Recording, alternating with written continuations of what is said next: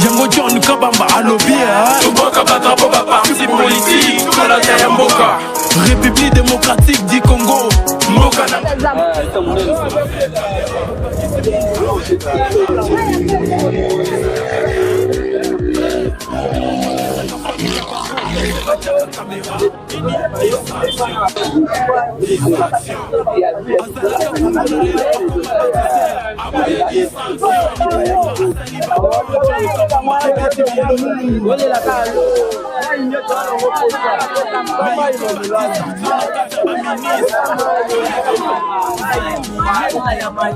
Bon, fidèles téléspectateurs, il y a émission Le Peuple Parle, il y a moi dans Congo John Kabamba, toza bongo na commune Yangaliema, na quartier Maloueka, ici bongo population, il y a Koto Babengi, l'équipe, il y a Le Peuple Parle et qui est sur le terrain, pour na ba difficulté bazo rencontrer d'une façon qui est ça la base à la relais entre bango na bakondi ya mboka papa mbote na yo. Mbote maman journaliste. Awa toza wapi pe problème nini bozo nango sur place na quartier Maloueka. Bon, tozali juste si l'avenue route Njolana. Quartier Maloueka précisément toza la déclaration ba peuple ya Maloueka dépôt Mabaya. Mai awa eza problème. Régime des eaux alobaka na biso liboso ba grève ba lobi que njela sala maté pour la régime des eaux ne mutu azoko intercaler bango fa longola bacho. Pas régime des eaux ya alongoli bacho. Grève 8 alega sali njela lelo régime des eaux ba biso que ezali grève 8 ne mutu aza base ya mai. Non biso yebi régime des eaux ne mutu ataka mai grève te. Baya ko zomsa so mai parce ba kutaki biso déjà na mai. Tozo souffrir 4h du matin ko bimaka na bana mbongo. Nous avons dépensé 15 à 20 000. Quand il y a la difficulté pour le recevoir comme Maï. Maï a pas mot. Balobi c'est la vie. Mais biso peuple, tout le monde a vie en côté. Régime des eaux, à 0 mètres na biso, ils ont la quartier la Tongalema. Mais comment tout ça nga Maï a comme la Maï kako. Maï tout ça Maï a pas forage. Ils ont pas mibi. Bana baza ko bela. En tout cas, tout l'invite. Tout ça le gouvernement à côté du Cameroun. Oyo, ça doit pas Maï. Ça fait combien de temps vous en avez Maï? Vous m'avez dit depuis que l'Angela s'il y a quelque chose, tout on peut plus sous bâtard au taille belé. Donc tant que tu as posé, tu vois d'attendre 3 ans. Nous sommes awa, depuis 8 ans, tu vas passer par robinet, tu vas me soucier de candel, les cabas, longola, robinet, on passe tirer la cadre, les cabas, escalade. Comme action ni déjà vous mener sur le terrain pour la solution. Pour la solution, tu as délégué dans la régie des eaux, pour mettre à Bango, ce qui est que 8 à 6 autres sont mailles. Tu as une patience, mais tu le tu as mon Bangote, mais ça les a dit à tout le monde, il va mais tout à coup, tout le monde va tuer un éviter ce qui est nawapi, ce qui va sonner ça, barreta kakanengwana, ce qu'on peut battre, barreta pourquoi? Il y a une question sur la zone de Bango barreta kaponanine. Pour ça, la vision est en haut. Le problème, il y a Maï, dans le quartier communément appelé Maloueka. Mais, tu as un quartier Lukunga, place Toza a en minute, et ça, et si Kababenga a petit pont. Petit pont, et ça, bifurcation, où il continue de pont Mabaya. Na o ekati eke cimetière na kumbukumbu na Maloueka. Problème toza nango awa eza problème ya mai. Mai tozalaki nango avant basala nzela, mai bandeko kobimati dépend Mabaya matati côté vers avenue Tumba. Maintenant difficulté ta nzela esili, ba ko sala musala ya mai esuki awa esika toteleme esika bomoni mai o ezobima, donc batiela bouchon awa mai esuki awa. Maintenant démarche na biso nyonso bomoni totelemi awa. C'est pour que to senga na bakondi. Premièrement, il y a mboka dans l'ensemble et particulièrement na ba ya régie des eaux. Pour la continuité, il y a ba travaux, il y a mai pour ekatisa collecteur o ya munene mai mata dépend Mabaya et puis ekomati na avenue Tumba. Donc pas si toza nango na minute yo ezawana mai suki awa na petit pont na Maloueka pour mai et continuer vers dépend Mabaya et Mata avenue Tumba. Ce n'est pas la première fois où Tokendaki ou bien où Tokoluka ba média pour lobela makambo ya mai. Mais to sala ki ba démarche chaque fois na régie des eaux ba document kutu na ba lettre ba correspondance au totika na régie des eaux toza nango nyonso na ba réponse à régie des eaux et na stade auto comité monique ba la ka ki biso mbala eleki ke vers fin de l'année dès début à année prochaine borumo na misala ozonga. Tozeli mois de décembre mobimba misa les ongité mois de janvier pesi esili mois de décembre yango to ke nango pe vers la fin là qui na régie des eaux tozala qui na direction générale kuna na régie des eaux to yaki lisusu na kati na ba DDK awa to continuer ki ba démarche ba esa ki biso prenez votre mal la patience to patienter to moni que patience na biso pe comme kokende vers sa fin kwa to zo mai tozali na problème ya makasi Nous avons un problème parce que tu sais le chef de l'État à côté de Likambo. Démarche na biso ezali na régie des eaux. Démarche na biso la minute tu zali ko la maille ya forêt population azali ko souffrir. Tu zali ko ma maille na ba pompe za na sima mu Kongo boye. Ba ça la maille ya mabulu. Yango to sengi na chef de l'État à côté de Likambo parce que avant chinois ko sa msala ba kuta biso na maille. Mais pendant l'état que tu sais ba démarche tout na régie des eaux. Bazo pesa biso ka ba promesse. Ba régie des eaux ezali gars qui witine aya azong sélection maille. Yango to sengi na ba chaîne baya to interpeller na régie des zones na gars qui wit ba intervenir pour la likambo etali mai na quartier Malweka ko banda ati pen tozo souffrir pour la likambo etali mai bidon moko ezali na 250 so pesi muta memelo 500 fois so to ki 10 bidon c'est que ozali ko danger na 7500 so que ozana bana 5 6 7 bon ce ko la bilama batu ba ko mana ba 15000 fois par jour en tout cas to lembi vraiment makasi ngana zolo baboye ngana zalaka na avenir ya koma tozana mai te tozo souffrir na mai zo bima ezo zala te tozo kene kuluka na mabulu musika ne tozo luka mai na biso ebima tozala na mai pembeni soki tozo zala na mai likama koloba msuse kozala te mais soki tozana mai te toko vivre ndenge nini na bana mike biso tokitaka mai te tozo souffrir na mai o makasi ya kokende mai zate yango wana nazoloba na avenir ya koma toza na mai na te quartier na Malweka awa na Malweka toza pembeni awa avenir wana eleki toleki avenir moko ya mibale avenir ya koma toza na mai te tozo souffrir penza yango wana na lobi na bino bosala nyonso bopesa biso mai po tozala na mai ekokomela bakonzi mama Toi, tu souffrir ma casse pour la maille. Tu as une prince, tu as une facilité à transport. Mais maille, tu souffrir ma casse. Il faudra chaque jour, il faut que tu me moi 6 000 francs pour bosser la maille la journée. Après, jour, tu vas sur 6 000 francs. Donc, tu as ma casse pour la maille. Donc, passe ma casse, papa, au moins, besoin de tu pour la maille. En tout cas, c'est là, c'est là qu'on a pinato sunga, ma penza, ma cambo, et si la pina pour la maille. Donc, comme on a bien pour la problème, mais maille. To souffrir ma casse moi papa biloko yango pour lamba mai ezate bilamba ba uniforme bana pour boso la mai ezate pour que luka mai fora liboki kuna bato belé de ba tout faut bozer bokene ma parfois 7h bozo la bolo la fora parfois ba 12h mai to souffrir ma casse en tout boso on pour na mai en tout pardon to souffrir ma casse papa John to pesi na pesi bonjour en tout cas boso ngabiso pour na mai penza to le la ka mai po et là, on peut être nécessaire sous ma casse maille. Tu as souffert ma casse pour la maille, papa. En tout cas, le bel abisso, le bel abisso. Penza na po nangai likamba mai. D'abord, naza moko to telema, to bandaki bitumba nzela. To bundaki maramanzela ba ravin ezala kiawa. To bandaki kosenga na président Fati. En tout cas, merci président. Ayokela kibiso, Rotinjola na esalami. Po naza moko ya mobilisateur international.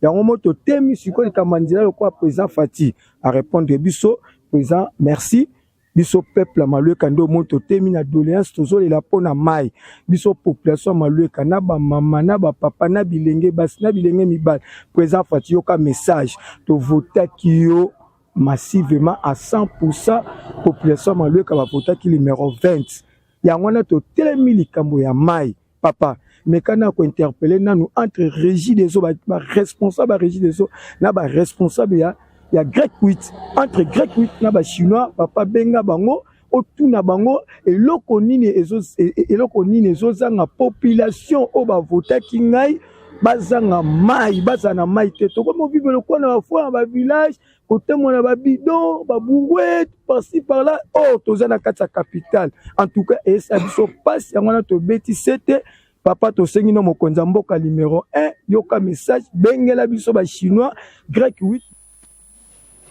Très bien, mokolo là mo nabino balandi une très grande émission la dimension ya continent d'Asie, une émission patriotique, émission ya ba congolais, émission ya ba congomani, émission lobelela ka vérité, émission ils ont accompagner ba patriote enfin que va récupérer souveraineté na bango parce que ba militant ba yebaraté militant yebaraté puis un militant défend plus ba intérêt à ba parti na bango ya ba leader na bango Voilà pourquoi un militant subit toujours. Dans un pays des militants, Roman a toujours des difficultés. Maï, toujours des difficultés. Il y a insécurité, toujours.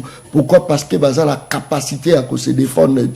Tant que on se défendre, en même temps, tu vas subir. Voilà pourquoi le pays des militants, RDC, le peuple subit toujours pendant que Bakondi, Baza sécurisé sur le plan, il y a lumière, au moni Basomba, la panneau na bango, Baza Kitoko, au moni bango Maï, Bamelara Maï, y a spa, Maï, y a indien, Baza sécurisé, au Kuta bango, la garde corps na bango, tali santé na bango, au moni penza que le bique au sol, Batindi Kaka, sécurité.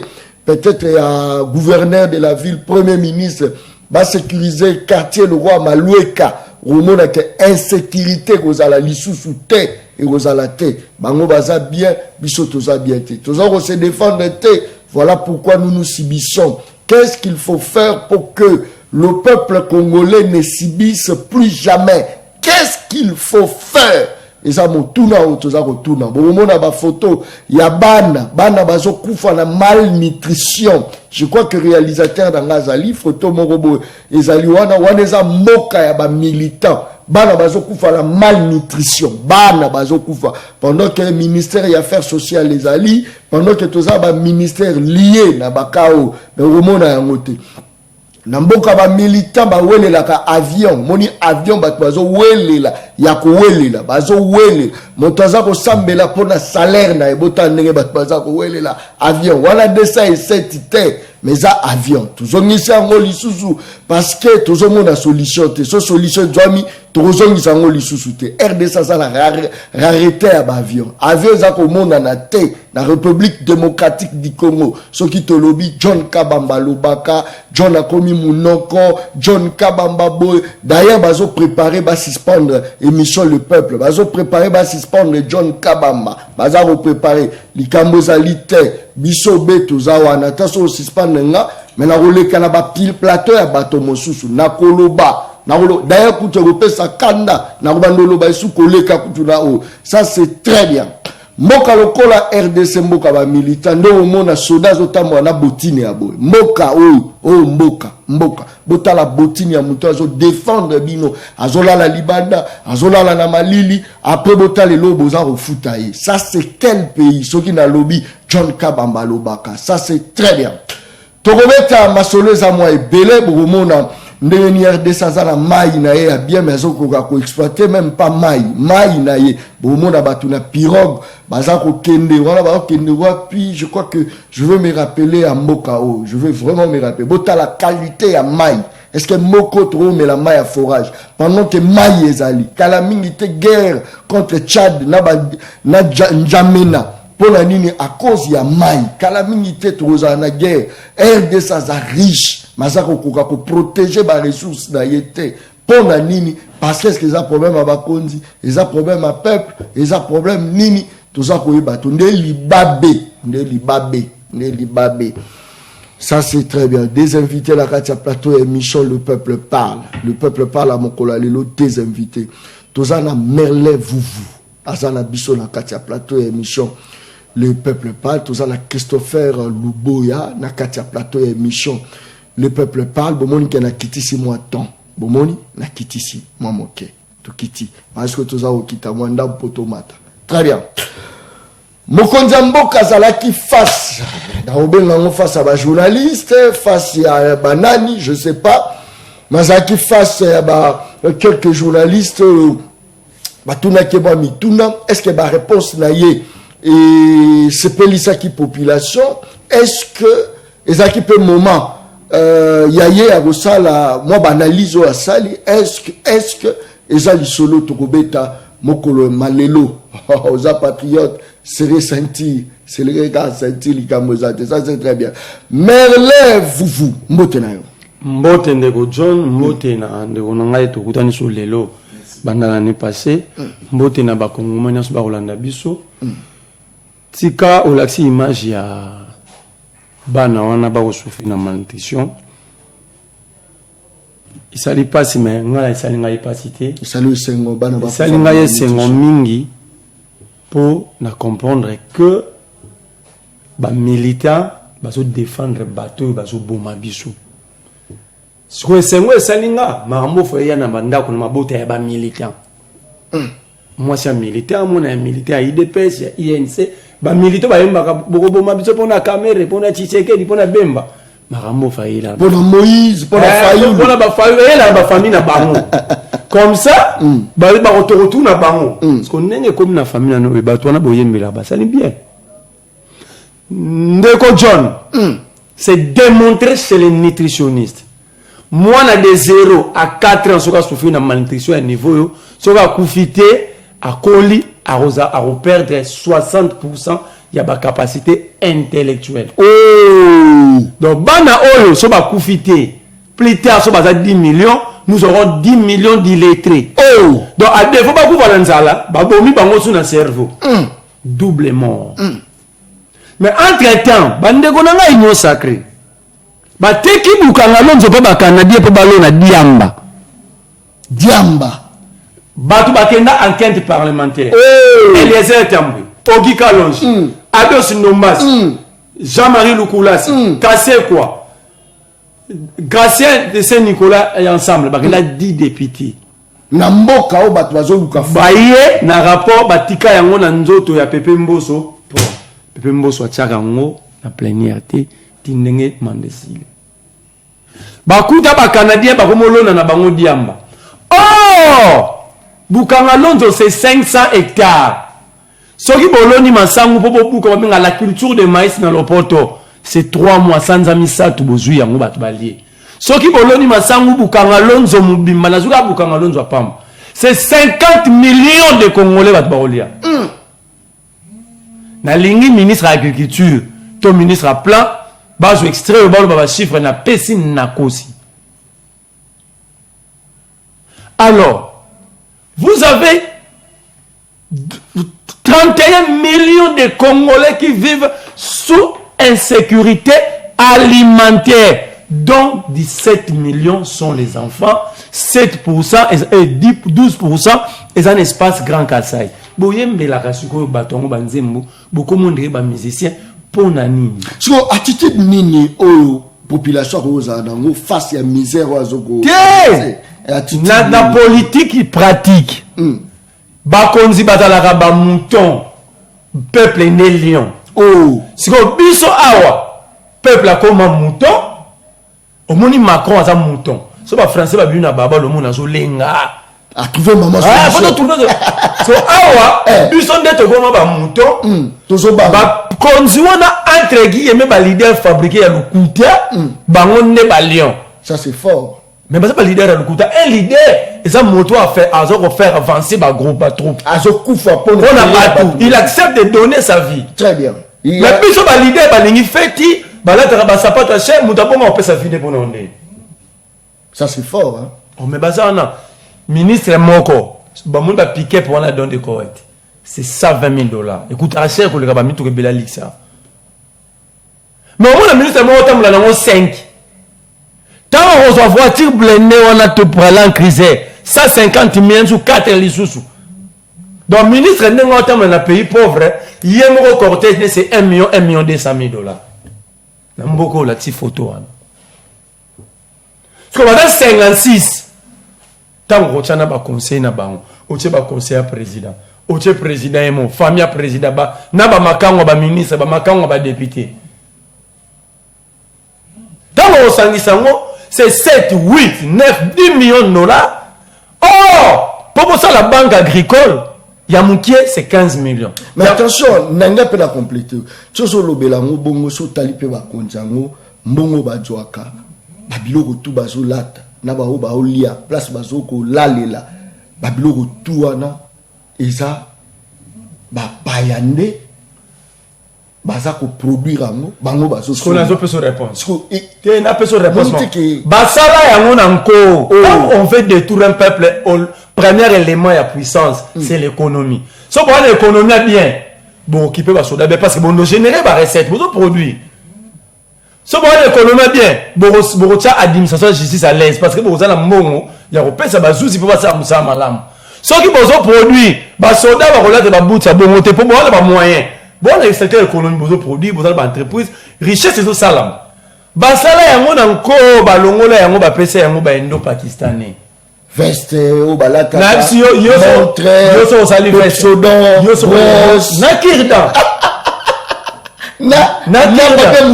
Yo so sali veste. Yo so sali veste. Atele ki toko ko leka veste Versace. Ba somba te pour comme mutambongo, so comme na mbongo belo comme fort pour contredire bango ba somba ya Versace. Versace tonga na Italie. Très bien. C'est comme ça. Ça c'est très bien. Merci beaucoup. Baza tangela 5 hôpital batonga. 5. Tu 23, tu as 18 ans Kabila. Nana 6 ans moi tu sais que. Ce n'a 5 m'a bédé. Très bien. Merci beaucoup. Je crois que vous avez branché Belé, vous avez Rolanda, vous avez le téléphone pour participer en direct. N'ava quoi tout vos alliés parce que le plus important, les alliés toluka solution yamoka na biso biso moko. Solution biso moko. Ministre azo futama ebele, député azo futama ebele, sénateur azo futama ebele, mais tout na bango.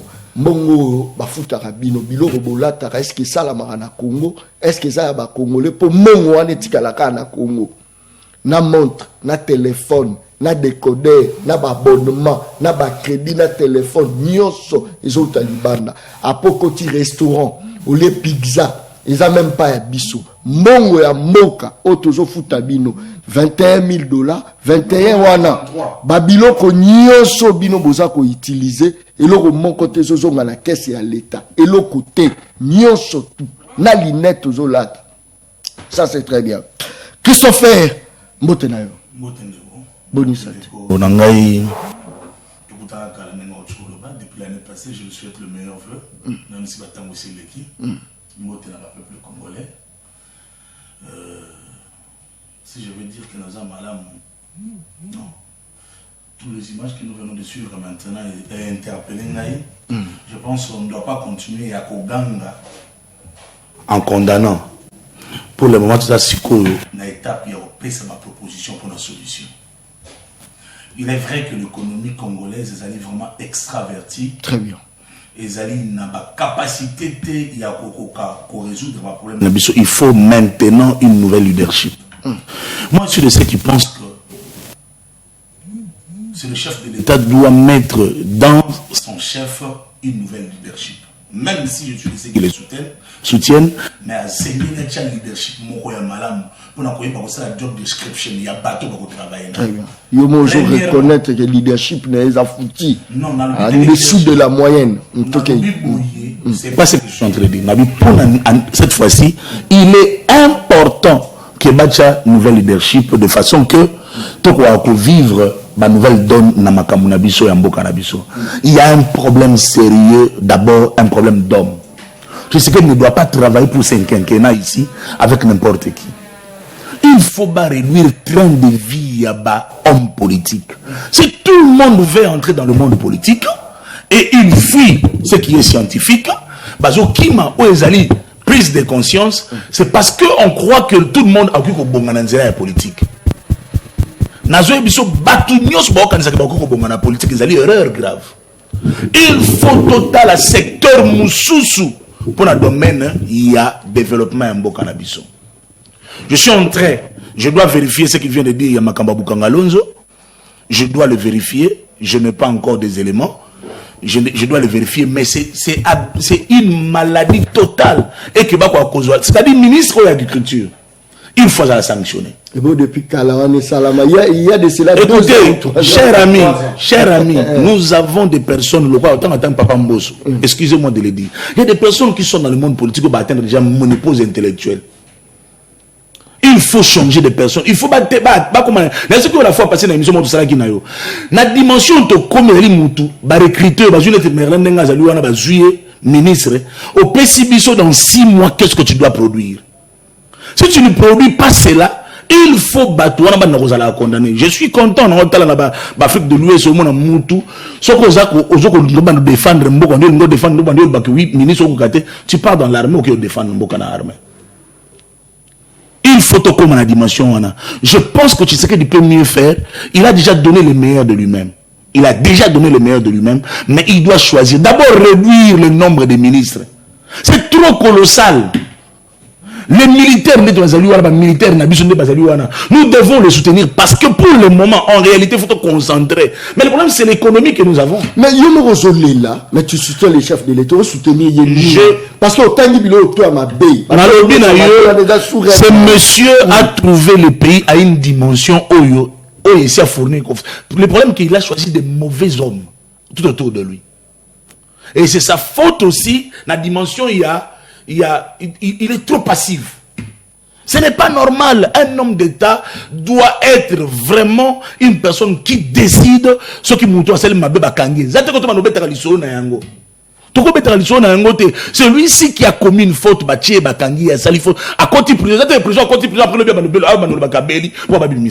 il faut que la condamnation, l'injustice et quoi.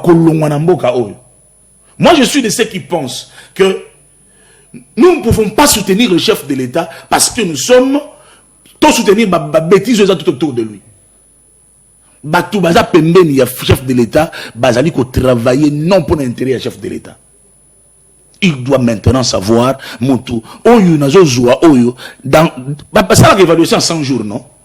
Au bandi musala ba l'évaluation en 100 jours. Dans 100 jours, qu'est-ce que tu dois donner le meilleur? Et puis en dehors de 100 jours, on te donne 6 mois. Dis-nous qu'est-ce que tu peux. Avant que tu passes joyeux, dis-nous qu'est-ce que tu peux faire dans le secteur économique. Il faut que le Congo commence à produire.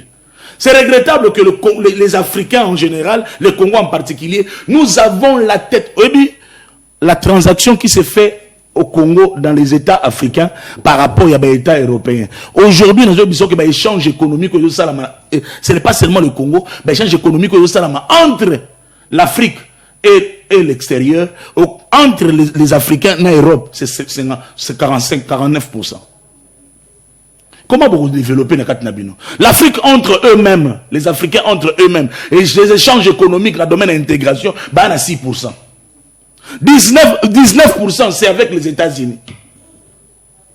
Alors comment est-ce que nous pouvons se développer? Il faut tout réfléchir comment au niveau interne on peut se développer interne, parce que pour que vous puissiez parler de développement, il faut que à niveau interne, tout le monde produire. Qu'est-ce que nous produisons? Absolument rien. Qu'est-ce que nous produisons? Il faut tout le monde produire. Il faut en réalité. Qu'est-ce qui arrive en réalité que au niveau de Bukangalo Nzoana, nous avons condamné Kabila. Kebayibi. Nous avons condamné Matata Ponyo. Mais qu'est-ce que le ministre des Agricultures ont fait? Ce sont des personnes à arrêter. J'interpelle seulement les chefs de l'État. Ce sont des personnes. Comme Premier ministre. Ce sont des personnes à arrêter. Merci beaucoup. C'est-à-dire, il est important, cher ami. Regarde les enfants là. Les statistiques, il y a malnutrition. Ceux qui sont dans la ville, c'est très grave.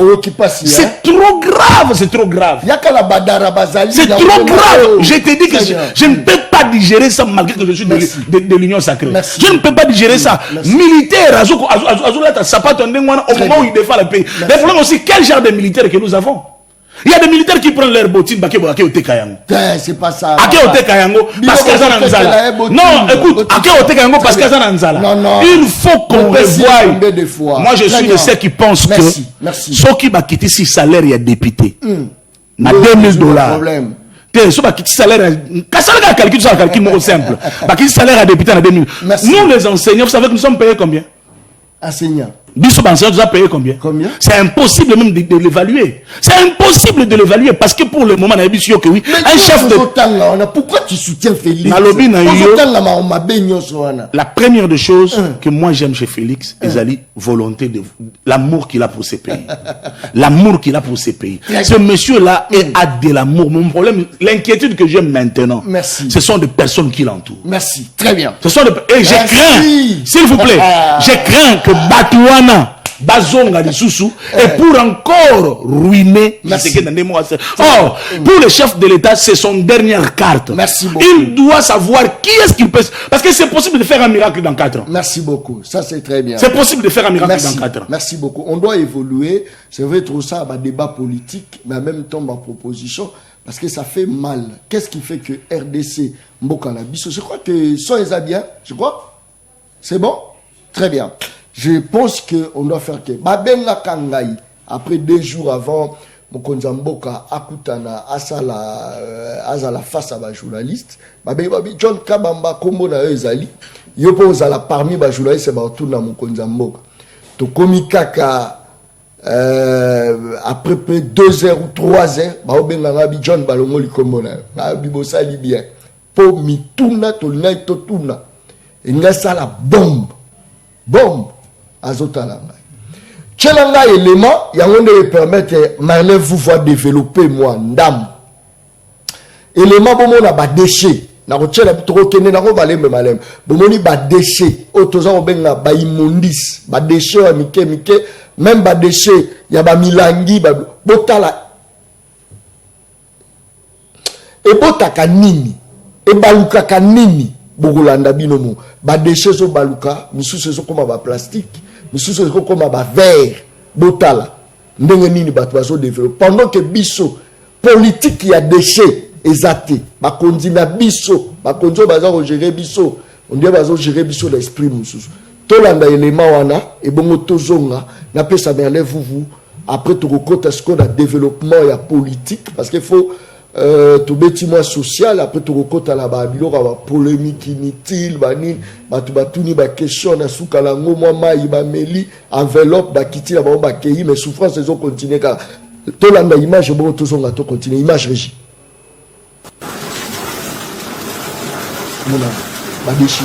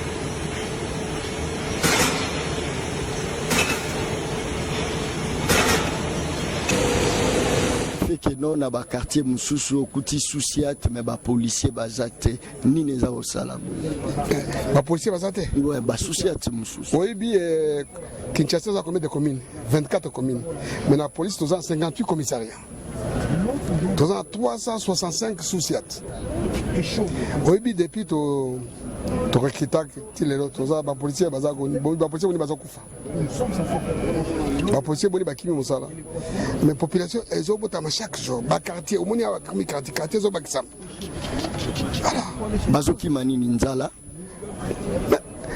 papa police statut na biso police lobi soki moto amoni ke moise ate akena ye ezali statut na biso police eza oko déserté oko mi mukanda ya démission même au démissionner comme mukanda au démissionner na ko défendre pe bango te na niveau ni na parquet na justice ko défendre bango ko défendre bango que conditions de vie na bango ko défendre bango na niveau nini biso za ba réunion biso technique to ba réunion sécurité to li makamona biso ba mati biso salaire awo ngande na défendre bango ba mati salaire na kondia makamona biso to tseka pa ba kondi ba landela makamona zo bonga na ko défendre bango na justice wa. Mon général, sur le talibien, on a l'évaluation bilan, est-ce positif ou négatif? Bilan, très bien, merci beaucoup d'avoir de Koto Baza Branché. Est-ce que nous avons une bonne politique, il y a recyclage? Botala na bamboka wana bochanga ilisation, bota ba déchets sont se transformer na nini? Botala ba déchets, bandeko anga. Wale za ba déchets. Otoza ko lela fulu eboye mais ça matière et ça ressources mobima ya ba ressources est-ce que ba konzo ba na politique wana bango ba lokwa bazali ba autorité budgétaire bazo voter ba loi pour ba salaire na bango mata mais so ba salaire wana mati otali 20 oya melaka ya ba paya maya zo mela ya ba paya bosada ya ba paya dentifrice ya ba paya zo sentir zo chemise ya bapaya so boza na posa yako longola biso na pauvreté to longola la pauvreté nenge nini po mongo ya mboka la quasi majorité ezokende na ba produit ya bapaya obino bozo consommer o akanga ki boîte ya ba indien o azwaki hotel wana ya ba libanais mongo ezo bima bato ba policier ba bengi ngai John Kabamba mais nani yango azoka courage ya kokende komona à l'époque général o azoko occupé la sécurité à capitale c'était moi pour la kende ko plaider pour la souffrance à ba policier na kende ko plaider pour la nini parce que ba policier ba teni ba bloko ebele soki lelo bokomi ko joango polo ba John merci na kenda ko mona même la ministre intérieur non ngana lobi non bomoni devant général na bangité soki kaka batikaka kombo na ngai lobby face à Félix Antoine Tshisekedi chef de l'état bonga bo sepe ngabo le ka loisir ya match à Léopard bonga bo sepela Dieu merci batalika mwana la taka drapeau longola patriote wana longola ye na minute suka bonga bo yoka eloko ya malasuka. Ça c'est très bien. Puis bon ngabo lapa. Omusura ingeza na sisi kabo prison. Merci. Mais lève-vous. Olandi image, olandi nyo surtout. Mais quand on reçoit la non-évaluation par rapport à esprit, il y a bateau bazo kamba biso, l'esprit ya bateau bazo kamba la bamboka bapaya. Rapidement avant ton compte à l'actualité. Bon, voilà tout raison marana l'autre loba que le pays n'est pas dirigé. Le pays sera dirigé dans bateau. Mais bateau on a fait même ma vision. Bateau doit diriger biso du sommet. En bas, il n'y a aucune vision. Tu as la même gestion. La gestion réelle, c'est la gestion de la commune, municipalité. Tu as la commune, biso. On a peu sur exemple la commune qui est le rôle de la lingua. Les bandits 24 novembre et ceux qui n'ont Willery. Mais quand vous accédez à la commune, il n'y a pas d'installation sportive. Terrain, on appelle Zetna au cal. Souboke Lelo, vous allez plaire. Lingua les gens ba makadam ebelete zaka mushi kabinda kabamba enyangwe kalembelembe na itaga mais soto kena caméra na yo o wana za na kitala na kalina nyangwe wana ko banda Willery 24 wana za suba rivière te ko mba fleuve to na bien ko mba fleuve ba to ba Hollande ba comprendre tango okota kalembelembe n'en parlons même pas. Bayaki na société mozo lukana ba pau na ba société gagner marché mais bazo senga ba riverain ba pau na ba bourete sunga ba bayali boso marché na ninga kalembele mala ba sala même pas 50 mètres mais ce qui est à 50 mètres on lelo na yo o lingate mutu kano le kawana et c'est là ko banda kalembele mbe Willery ti les cas des amoureux presque na commune Soko tu as venu Tagalibo, soit quand le Fungulana, Kobanda Wileri, Tina Mouchi, rien. Mouchi, 24, il n'y a rien. Kabinda, même. Mouchi, c'est en partie d'un modèle. Ça dit, il n'y a rien. Dans la commune à Mouchi. La commune va coûter 1 million, 2 millions de dollars. Commune mais oh, la commune, on a au monde. Jamais Moutaroyan a bien situé la République, ça passe par commune. Soit au Legango via 24, soit au Legango via Wileri. Donc le président passe. Et parler du peuple, l'institution principale de la République, et ça, la commune à Lingouana. Mais sauf la commune à Moukié, ils sont incapables de transformer cette commune. Mais ils ont basa la scola miné nini. Kakata ba déchet, talaba ni. Bakosala ya ngote. Oh. Bakosala ya ngote, je vous dis nga to za la tolo ba vérité, bakosala ya ngote parce que nous sommes dirigés par des fêtards, des jouisseurs. Un chef qui pense à sa vie n'est pas digne d'être chef. Ah, au moins, on a commis un député, il a dit à son mananda à ton étage. Ah, quand ça peut le mourir. Voici ça, non, chantier. Ça, c'est ça, chantier. À un mois, 6 mois avant qu'on m'a député, comme on a dit à 4. Plus ma chérie, ma charge, mati, à tiens, monsieur, on a flat. Ma pollution, on a regardé la souci à tout général. Mais ils sont dans la garde, il y a un macan ou un konzi. Ce qu'ils disent, un macan ou un macan. La zone a zoko, ça va comme on m'a dit. Joute au Lobara Congolais mort au Bangati. Pesa adresse à des Lika, moi, moi, c'est mon conzo, ma police, ma kengela, et monsieur Ekatan. Au la code de la route, Banani Batam, vous avez tout comme un bégo, les policiers, les militaires, n'a pas chauffeur, officiel. Attends, mon konzazate, chauffeur, non, tchaka, gironfar. Un tout yemoko, Agi Bigu, tout le monde, tout le monde, course, naïe. Elle m'a embêté à mon population. Nos policiers ne faut pas maintenir ordre de la discipline. Bangon n'est pas champion sans cynique. Puis il y a deuxième bande. Ah, tant que vous avez déjà mon konzokoti, chauffeur a quand même profité de la cortège. N'a pas bouché, vimbi, comme ma carte bat kangami. Nasi na mona, Gironfa rebeta. Moutuka chef d'état-major a voyagé. Ils ont zonga na sens à zonga. Bakangi plate, babande yango. Vous voyez pourquoi Babandara plaque? Pour dire que le chef n'est pas là. Parce que imaginez que le chef d'état-major général a Ozong. Car avec un aéroport en Gila, avion. Car le cortège de Ozong a passé là la Kunade. Bakabatsiki, bando ana polele. Un adjudant de Okumba. Au monté le général moi rôle capesiamo bonheur. Le Akateli, Akate Asali bonheur na subalterne. C'est pourquoi le principe de l'inition des Ozong a vite, bazu bando ana plaque wana. Bazipi yango pour dire que l'officiel n'est pas là. Très bien. Mais au monde, ils ont compté à sens cynique. Merci. Ça dit ici le problème, même la transformation ici, c'est de l'intelligence. Et cette intelligence vient à partir d'une vision.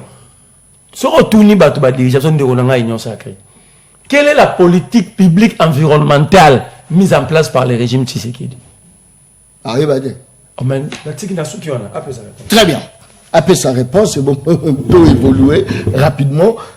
Kolanda quand même, je crois, Mbamboka Kotaba Ndwana, Otala Nengenini industrie, pour la bango na mboka la bango ressources ezate, banini ezate, par contre, utiliser déchets, mais déchets on va se transformer en tant que commis déjà, molangito, commis vert et commis directement richesse. Commis côté kango libanda, bazozo à monsolo. Mais biso okuta ba fulu tina bakaniveau. Fulu tili boso ya hôtel de ville. Fulu na kena ministère à santé. Na bina kende kuna pona kende ko fula. Na kuta la ministère à santé. Fulu matiti comme bien ministère à santé. Na on risque na zo maladie na ministère à santé. Na zonga. Il y a de cela une année ou 2 ans. Na zonga la ngana bibota tala mboka o. Tamboka ba militant. Nikolanga tango za romona ozo tala ba ministre bazo futa bango bien ba konje bazo futa bango bien. Est-ce que ba konje la biso ba mérite ka salaire ou encore faut récompenser ba kala ba merci. Ozaki ministre moi ekoti ba biga merci. Au lieu de la futa bango. Je suis de ceux qui pensent nazo répéter mbana. Ndewonanga Merlin azala trop épidermique te na ba réaction na. Je suis en train de dire ceci. La solution ici, il faut que nous puissions proposer des solutions au lieu de continuer à condamner. Depuis que Tobanda est condamné, on n'a jamais trouvé la solution dans nos problèmes. Mais Alain doit venir et il propose. Ce n'est que les imbéciles qui ne changent pas. Moutou normal, il ne faut pas arriver à un point où il faut changer, ils le kuta. Tu sais qui dit, il est de ce chef de l'État, il est de ce que je pense que oui, il y a un bateau malam. Dans ces problèmes, monsieur, il y a un problème de déchets. Le problème est que oui, on ne manque pas d'hommes capables de faire des choses extraordinaires. Le problème est que Utozana Batu Oyo Tambolina Chisekedi, mais Bazali na Bolingo Yambokate. Il est temps maintenant que le chef de l'État puisse se réveiller. Il n'a jamais eu de bonnes personnes autour de lui. Nous pouvons être de l'union sacrée, mais quand il y a quelque chose de mal, on peut le faire. Moi, je connais un ami, je préfère, il aime être trop discret. Il aime être trop discret, mais je l'appelle Savant Lowate. Cet ami-là, à cause il y a des déchets alimentaires, des déchets ménagers, Azali n'a capacité à cause des déchets ménagers à transformer en eau comme charbon.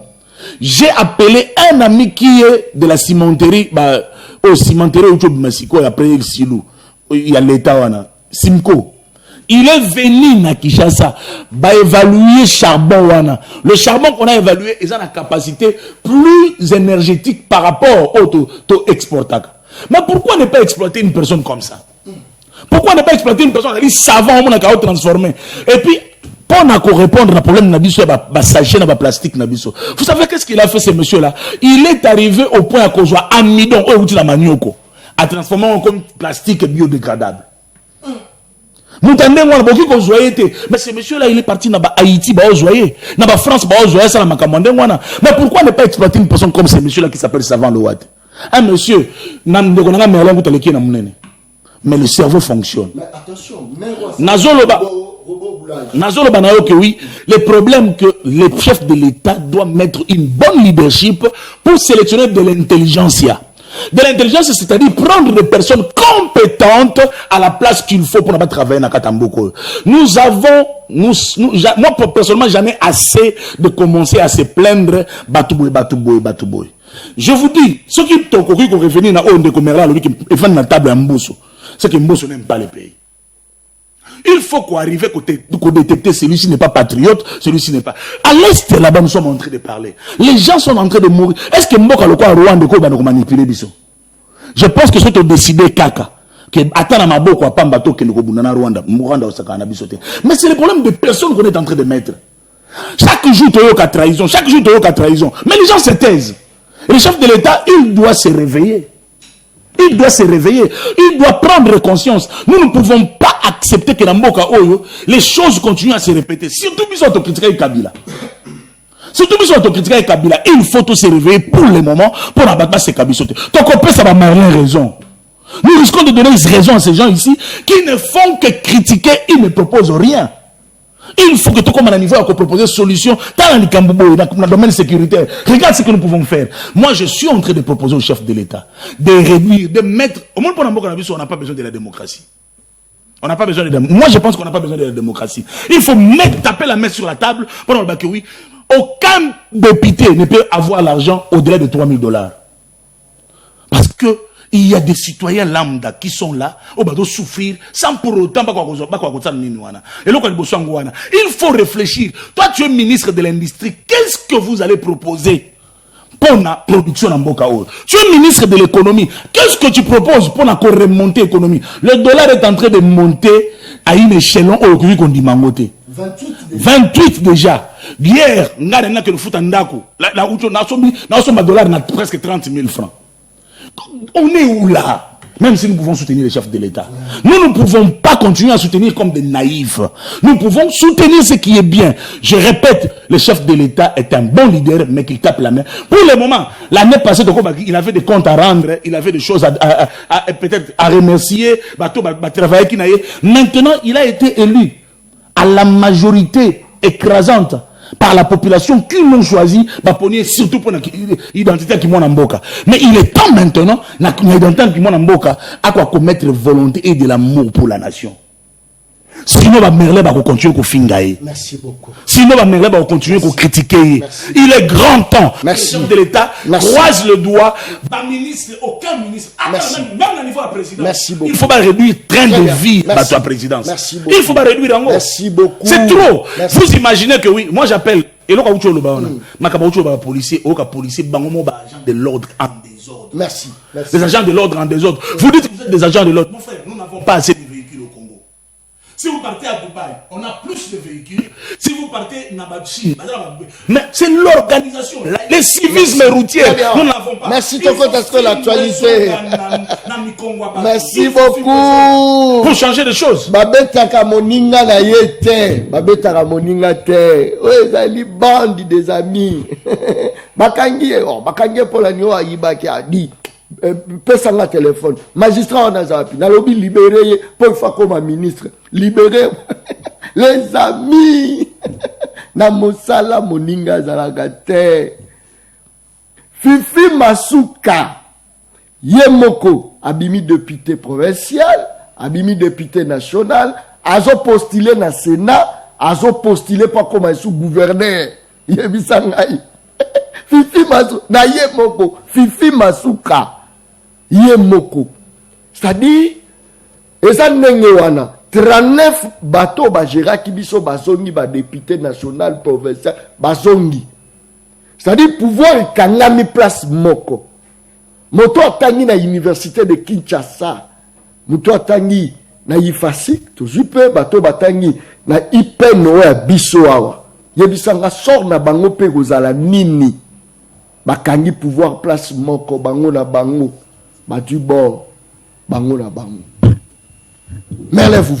Le président de la République, c'est pour la première fois. Je ne parle pas de la première fois parce qu'une fois Kabila a organisé le Homo Bonaba d'abord journaliste, organisé à l'époque, avant deux fois, avant le que beau remettre constitution et pas organiser.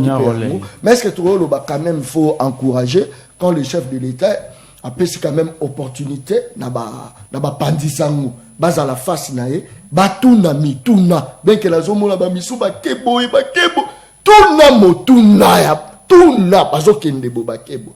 Est-ce que quand même ils ont quand même là bien et puis toi analyser le discours ya Mokonzi Amora. Merci Naokenemba on est parmi si vous condamnez l'économie congolaise il faut citer Vital Kamerhe ton président.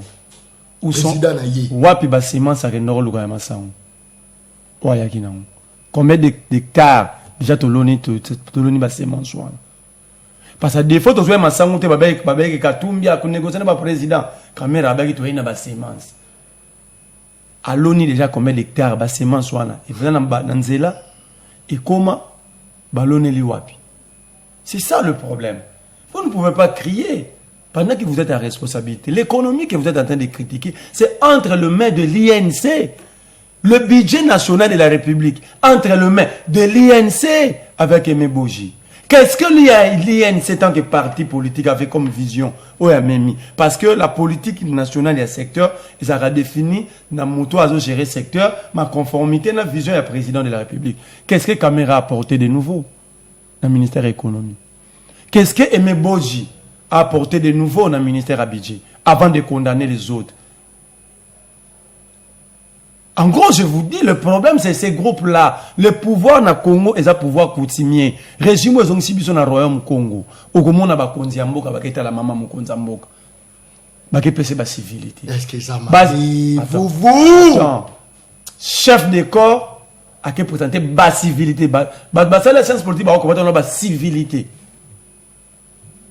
Au moment où le ministre, ça la courbette, il y a 100 degrés. Du besoin, mon président. Liboso et à moi, c'est le président. C'est ça le pouvoir coutumier. C'est ça le pouvoir dans la rue. Attends, on lobby qui est nous critiquer. Non, nous ne critiquons pas au but de critiquer, de proposer. Mais dans la critique, il y a des propositions. Quand on lobby, au moni bateau, il y a cette année, il y a salamar. Donc, on a critiqué, on a des propositions. C'est ça aussi l'intelligence. Ça prouve à suffisance qu'il n'y a pas d'intelligence au de l'union sacrée pour déceler des propositions. C'est ça le problème. Est-ce que vous avez déjà eu le temps d'analyser ce que nous disons et tirer des dividendes? Non. Vous avez bino ngboyo kalisolo matanga te fubo kende ngboyo kate mona kinganya bali yo zoloba wana yo moko za militant lelo mona yo bundi mingi lelo Didier Kamere papa na epola sake boza bana misala na e apesi regroupement mobimba o ba député ba bimpe belé AP asoyi PAVK 2018 bon Didier Kamere il a milité où par rapport na yo ba pesi pour boza na boutique ya papa na bango papa komi ko kola komi ko lemba ache mwana na e mwana na ko gérer bino. C'est vous qui devez quitter. Babilo wana bokenda. Ngaite. Net yo bonne na l'intérieur aux alentours diriger na Didier Kamere. Didier Kamere. Mais yen so la zo kosa Didier Kamere moi ça. Moi na Vital Kamere. Oh, c'est que toi gérer na bango là. So la kosa ya la de Didier Kamere. Kamere azaki na INC na regroupement moko. Très bien. Regroupement là suffit pas député belé. Tant que pas que ne pas informateur Didier Kamere na président et regroupement. Moi na Kamere. Chef na. Pendant que mutu amoni chef na Didier Kamere. Chef Babili Kambale. Chef Papa Paul ba Bodwe Mayo. Ba Jolino Makele. Ayo qui bien. Le monde va militant. On est pas na Kamere. Non, nous avons payé le prix, nous avons milité, nous avons été gazés. Pour ce combat, pour apporter une touche à changement. Mais comment est-ce que c'est comme ça, Babati, Bamboso, Batutu. Parlement, Parlement, tourne la Bengoni. Yanine. Na catholique, la famille chrétienne. Na catholique. Banadeo, moi, ma famille chrétienne, hein. Ya Baba Sansa, Mama Bota, oui. Parlement, comme famille député. Yoga papa président assemblée, moi, on a député. Pour ça, na balamboso, na balane, kuna ba député. Bati balane, Kamere balane. Donc, biso bana ba mécanicien. Faut pas ça il a besoin parlement, na besoin na mbudi. Atemona tana kinkole na sima mozola ba peche.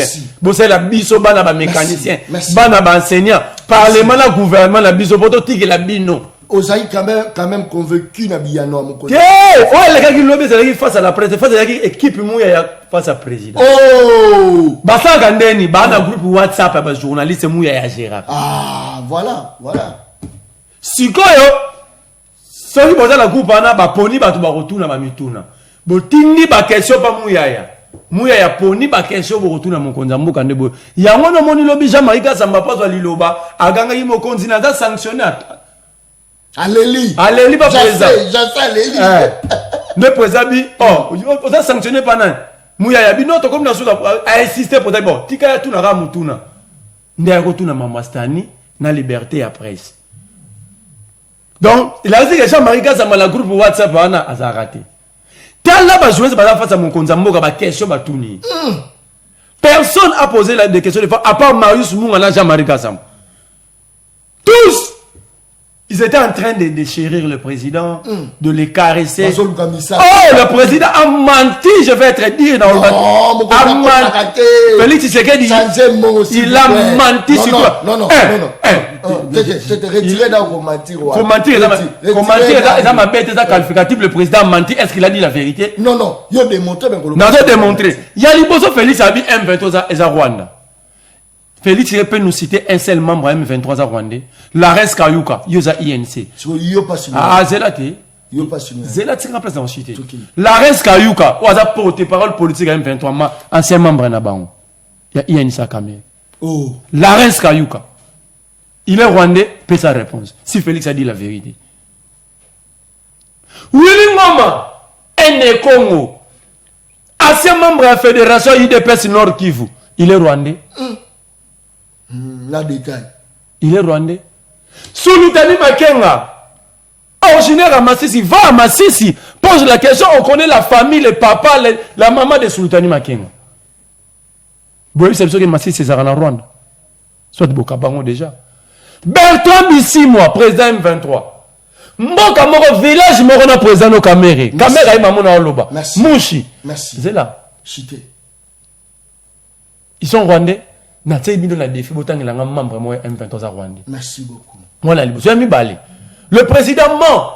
Il dit que c'est son ministre de l'Intérieur qui avait appelé les M23 à Kinshasa. Yekuta yebagite à mon insi. Non! C'est faux et archi faux. Appeler des négociations à ce degré de responsabilité, ça doit être décidé au Conseil des ministres et par le président. Au moins que l'expert n'y soit en relations internationales, dans la science politique, j'ai menti. L'expert n'y soit sans distinction. C'est une décision purement présidentielle.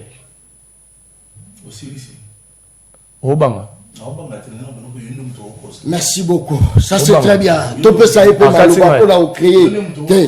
créer mon. On citer quand même. Citer rapidement. Parce que c'est toi qui es véritablement menteur. Continue. L'M23 fait qui vit avec nous à Kinshasa. C'est Gilbert Kakonde, prenons ça comme ça. C'est de la haute trahison. Pourquoi Kakonde est en liberté? Pourquoi Gilbert Kakonde est en liberté? Celui qui a confectionné avec l'M23 les attaques, il est en liberté. Pourquoi? Si ce n'est pas Tshisekedi, pourquoi la justice n'interpelle pas Gilbert Kakonde? C'est pas bien, président merci. Arrêtez. Merci. Bino militantisme là, bino comment les niveau. Merci beaucoup. Merci. Vous êtes un militant. Merci beaucoup. Sibalter na Didier Kamere. Merci beaucoup. Très bien. Merci. Merci. Je crois que Batubazo Landabiso est belé. Merci. Rapidement. Est-ce que ma réponse à Mokozambo Kaizala? Je ne digère jamais erreur où soit président na Kamera Sali. Je suis un patriote qui aime son pays et qui ne travaille pas pour un individu.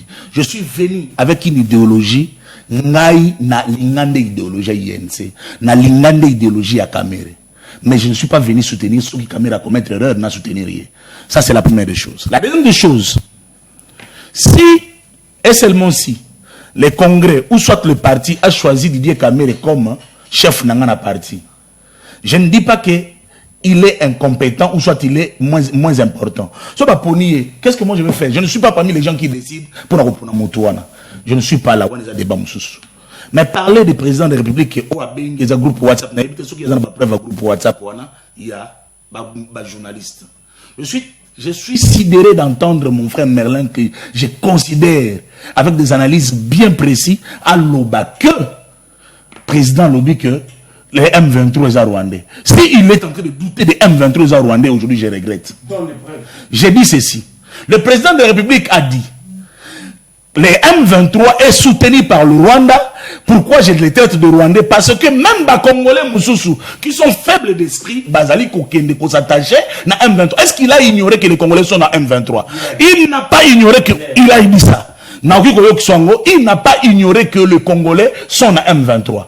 Il a dit, pourquoi il a tissé même avec il y a quelques Ouazalendo qui posent des actes pour nous satisfaire le Rwanda. Il a précisé, malgré qu'il est en train de prôner sur le prouest, il y a Ouazalendo. Vous n'avez pas suffi ça. Donc, aucun n'a pas parce que le président ment. Or, il a expliqué que les Ouazalendo, quelques Ouazalendo, qui posaient des actes en faveur, il y a M23. Qui arme les Ouazalendo?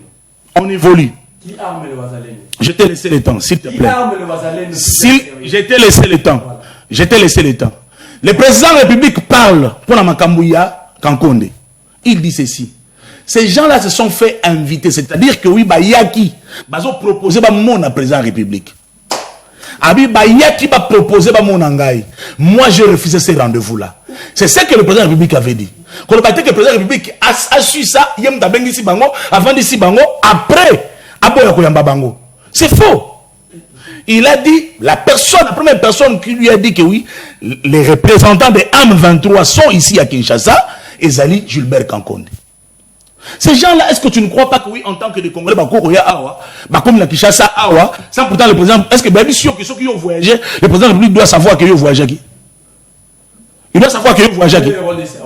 Dans le but, est-ce que yo mutuloko la yo, voilà pourquoi mutuloko la yo voyager. Il doit être informé. Dans le but, il doit être informé. C'est quoi le travail du conseil spécial en matière de sécurité?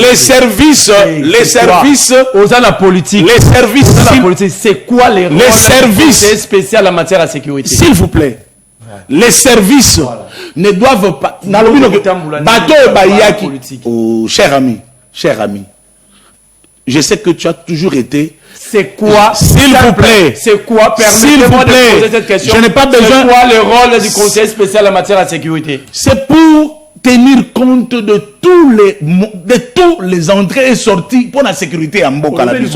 Pour la sécurité, tous les mouvements à travers la tous les mouvements, les entrées et les sorties, c'est ce que cher ami, dans le bino que oui, ceux qui basent information, on a battu, on a baillé. Et pour la banque, ils arrivent valables. Le président a refusé de leur recevoir. Il a dit que je refuse de les recevoir. Il a bien mentionné cela. Qu'est-ce que le président, il a menti en quoi? Parce qu'il a reconnu que oui, il y a qui, ça c'est vrai, mais il a refusé de les a invités. Ce n'est pas lui. Qui? Ce n'est pas lui. Qui? Ils les a invités. Ils n'étaient pas invités. Ils sont venus.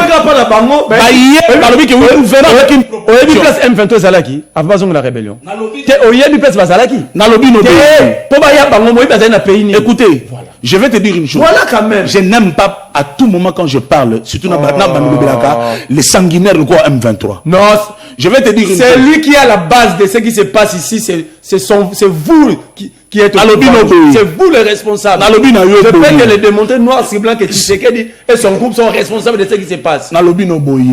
Il ne faut pas, c'est que vous manquez du patriotisme. Quel patriotisme? Je vais vous dire, vous ne pouvez pas appuyer les M23. On n'appuie pas, on dit la vérité. Ce n'est pas la vérité. Qui les a invités? Ce n'est pas la vérité. Ce n'est pas la vérité. Qui les a invités? On ne les a pas invités. Ils sont venus proposer.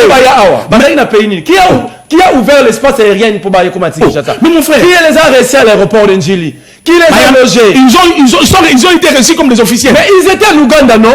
Les M23 étaient en Ouganda. Cher ami, voilà. Tous les voyages vers l'Ouganda et Kinshasa, tu sais que dit merci beaucoup. Merci. Monsieur, les Congolais, je demande à tous les Congolais d'assumer les révoltes. Vous devez être chassés. Vous devez être chassés par force. Je demande aux Congolais d'assumer les révoltes. Tu dois avoir honte. Tu dois avoir honte de mentir à haute voix. Merci beaucoup. Tu dois avoir honte de mentir à haute voix. Merci beaucoup.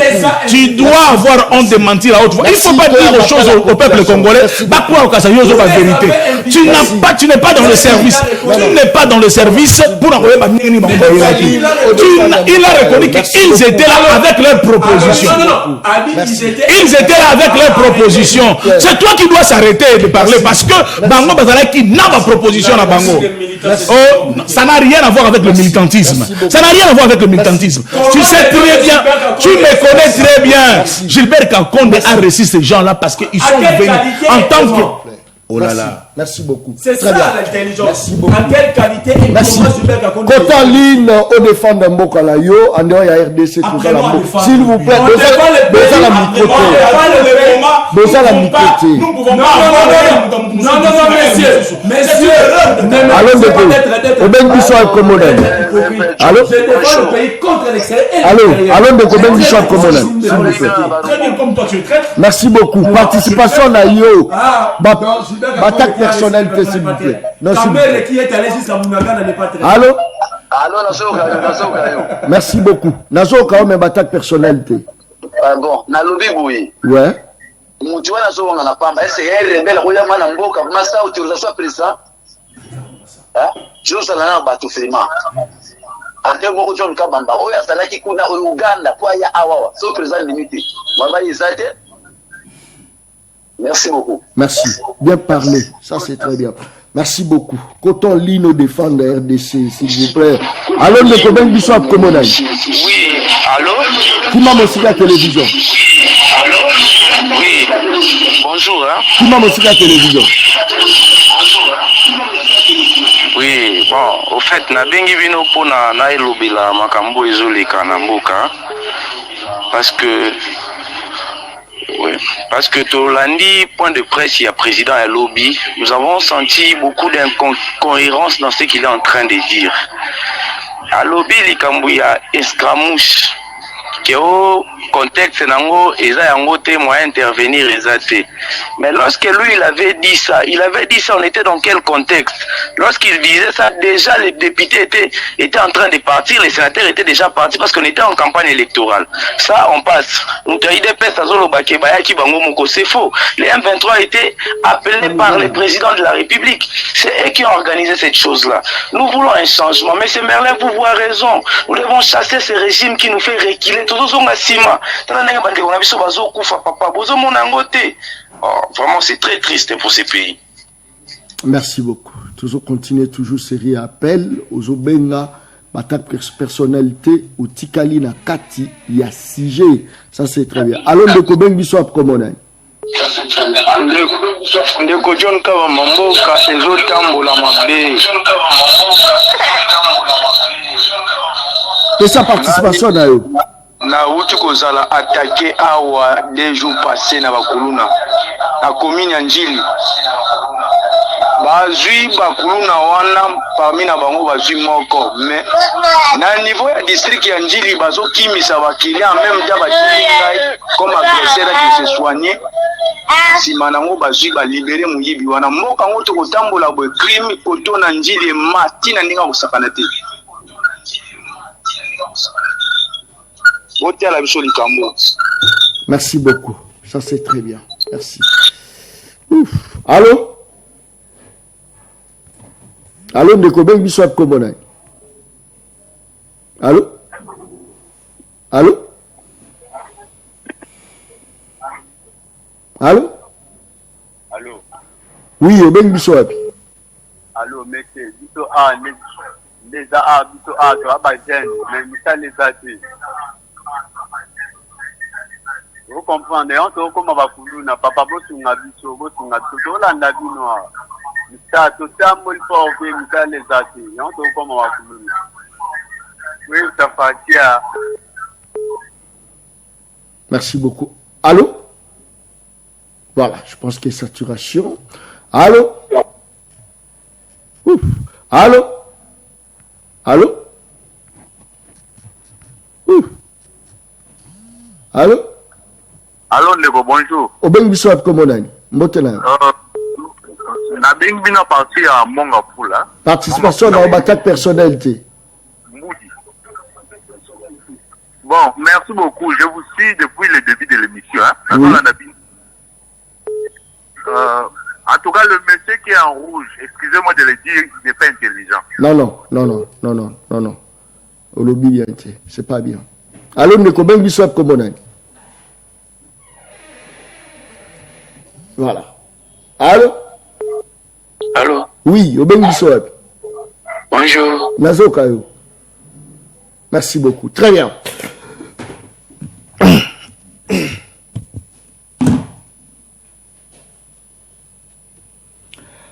Kakana Sinalobaka, émission Yangeza Baleine, Baliaka na mokolo moko te. Je n'ai jamais été professionnel. Bomoni ba professionnel, liboso mokonza mboka. Ba professionnel liboso mokonza mboka. Binomo bo senti, mais soki non professionnel lokola John Kabamba, ba maman matemele banga ba sepela ba soda, ba enseignant banga ba sepela. Ngeko zala lokola feti. Wana toza ko to lukaka ba opportunité à bongo. Après la minute à souka babi moi la mobalo a retourna question mo ya peuple moni et troubler makambo babi ate bolongola likambo zalité to ko luka ba mécanisme nyonso. Ça c'est très bien. Christelle Voanga asa victime ya efficacité na ye na parlement. Premier mandat na deuxième population a voté massivement, va voter massivement. Mais Zali na une dame ce qui Ariette Wangu, ce qui Nini, à quelque côté, il y a le caractère dans deuxième tour. Il y a le caractère dans la cour constitutionnelle. L'image du président de la cour, dans le caractère de pasteur, tout ce boya et beba. Parce que les autres tangama, mongo bimaki, mongo pesamaki, biloko moi et belé. Ce qui est, peuple a voté, pourquoi en 2006, batangaki na sénité? Pourquoi en 2011, président Tanga qui était dans CENI toujours? Pourquoi en 2023 2018 et puis 2023 Azoni Lisusu 2023 Azoni Lisusu na cour. Il y a les kakaka na cour. Les kakaka na cour. Il y a un biso nyonso tout. Tout ça pour senga que président ya cour après ça usage ya bien, forme ya bien, ya mosali na nzambe na yebike a se laisser te face. Il y a Babylon à Mike, Bamongo à Mike. A se laisser te, c'est un homme fort. Christelle Voanga Tozana Yo, Tobi que non, population m'a appelé ça qui au mandat, bon c'est la réalisation et au ça là vraiment bien ma casse population m'a voté qui yo, yebango que tout ça de peur. Siège au peuple à Tikelio, Motomosu soit Kolobola Yangote, Christelle Voanga, on est ensemble. Je suis Christelle Voanga, ski Tito siège à Christelle Voanga, Egolungwate pour la Motomoko, Songolo Pakala, Asala Rabaché na yena cour constitutionnel. Kata, et monsieur Sil. Kata. Non, Kata. Te, nganga tira aux professionnels, ka.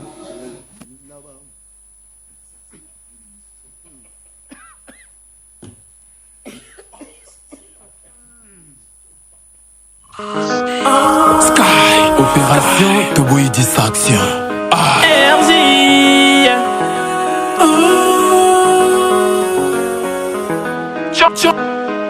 John Kobamba les publics pas. Opération Yangonde pour la Moussambo, la distraction.